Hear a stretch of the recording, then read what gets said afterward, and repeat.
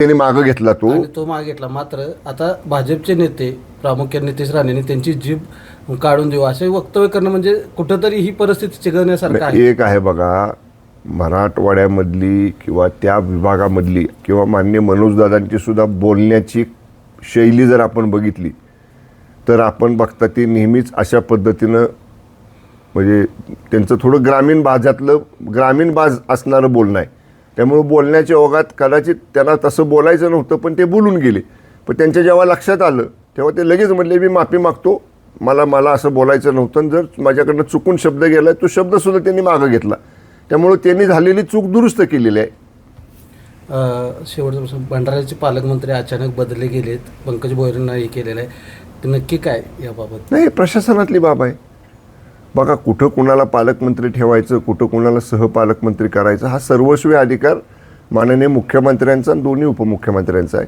तिथल्या काही विषय आले असतील माननीय CM साहेबांच्या, DCM साहेबांच्या समोर, आणि त्यातनं चर्चा करून ह्या तिघांनी काही निर्णय घेतला असेल. ही दैनंदिन बाब आहे. त्यामुळे त्याचं काय म्हणजे असा फार मोठा काय बदल केला अशातला भाग नाही. या तिघांनी मिळून चर्चा करून तो निर्णय घेतलेला आहे. त्यांच्या भेटीला काही वेळापूर्वी मुख्यमंत्र्यांचे OSD राजेंद्र साबळे भेटलेले आहेत. तरीही नक्की काय चर्चा झाली आणि काय मार्ग निघेल? नाही, याची कल्पना नाही मला, कारण मी आज काय मुंबईमध्ये गेलेलो नाही. मी माझ्या मतदारसंघामध्येच आहे. पण माननीय मनोजदादांचं मराठा आरक्षणाच्या संदर्भातलं जे आंदोलन आहे ते आता त्यांनी जाहीर केलेलं आहे की ते 29 तारखेला ते मुंबईमध्ये या ठिकाणी आझाद मैदानावरती आंदोलन करणार आहेत. आणि मग कुठलंही आंदोलन असलं तर त्या आंदोलनाच्या पूर्वी आंदोलनकर्त्यांच्या बरोबर शासनाच्या वतीनं किंवा विशेषतः माननीय मुख्यमंत्र्यांच्या वतीनं मुख्यमंत्र्यांचे प्रतिनिधी हे चर्चा करण्यासाठी जात असतात. त्याप्रमाणे कदाचित माननीय मुख्यमंत्र्यांच्या वतीनं त्यांचे OSD हे माननीय मनोजदादांशी चर्चा करायला गेले असतील. आता OSDंची मुख्यमंत्री महोदयांच्या आणि मनोजदादांची ह्यांची जी काही चर्चा झाली असेल ते आता थेट ते OSD माननीय CM साहेबांनाच सांगतील. त्यामुळं आता जोपर्यंत अधिकृतपणानं माननीय मुख्यमंत्री कार्यालयाकडनं या भेटीमधनं काय निष्पन्न झालं किंवा या भेटीमध्ये काय चर्चा झाली हे माननीय मुख्यमंत्री कार्यालयाकडनं जोपर्यंत अधिकृतपणानं सांगितलं जात नाही तोपर्यंत त्यातलं कुणालाच नेमकी काय चर्चा झाली ते समजणार नाही. कालच मनोज जरांगे पाटलांनी असं एक म्हटलेलं आहे की एकनाथ शिंदे साहेब हे मराठ्यांना आरक्षण देणार होते, मात्र मुख्यमंत्र्यांनी आणि सरकारनं त्यांना देऊन दिलं नाही. नाही, हे बघा, 10% आरक्षण तर मराठा समाजाला आपण दिलं. माननीय एकनाथजी शिंदे साहेब मुख्यमंत्री असताना जस्टिस शिंदे समिती आपण नेमली. जस्टिस शिंदे समितीला कुणबी नोंदी शोधण्याचं मोठं काम या ठिकाणी करण्यासाठी आपण त्यांना अधिकार दिले.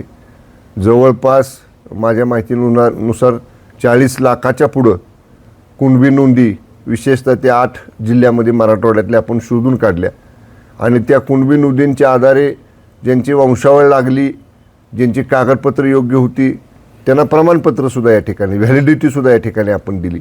त्यामुळं असं काय म्हणता येणार नाही की माननीय शिंदे साहेबांना द्यायचं होतं पण कुणी देऊ दिलं नाही. माननीय शिंदे साहेबांनी जे निर्णय मराठा समाजासाठी घ्यायचे होते आणि जे आश्वासन माननीय शिंदे साहेब मुख्यमंत्री असताना दिलं होतं ते आश्वासन ते मुख्यमंत्री असताना त्यांनी पूर्ण केलेलं आहे. त्यातल्या काही बाबी या अत्यंत तांत्रिक होत्या, टेक्निकल होत्या आणि त्याच्यामध्ये कोर्टाचं इंटरव्हेन्शन म्हणजे कोर्टातलं माननीय न्यायालयाचं त्याच्या बाबतीतलं मत हे आवश्यक होतं. आणि म्हणून काही गोष्टी राहिल्या, सगळ्याच गोष्टी राहिल्या असं नाही. त्यामुळं बरेचसे प्रश्न हे आदरणीय एकनाथजी शिंदेसाहेब मुख्यमंत्री असताना मराठा समाजाच्या संदर्भातले माननीय शिंदेसाहेबांनी त्यावेळच्या युती सरकारनं हे सोडवलेले आहेत.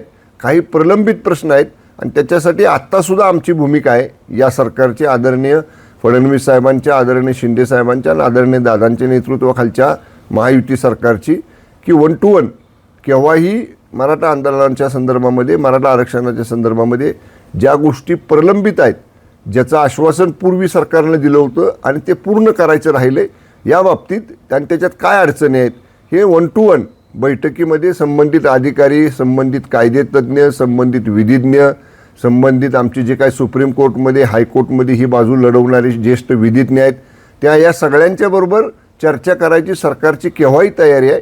त्यामुळं माझं पण एवढंच म्हणणं आहे, जसं काल आदरणीय एकनाथजी शिंदे साहेबांनी सांगितलं की गणपती गौरीचा सण आहे, मोठ्या उत्साहामध्ये तो सण आपण महाराष्ट्रभर साजरा करतो. राज्य उत्सवाचा दर्जा गणेशोत्सवाला महाराष्ट्रात ह्यावेळी पहिल्यांदा मिळालेला आहे.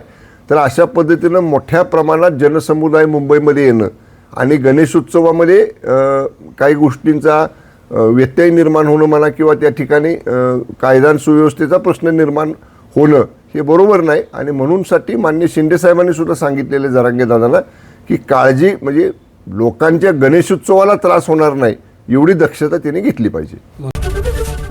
एबीपी माझा, उघडा डोळे बघा नीट.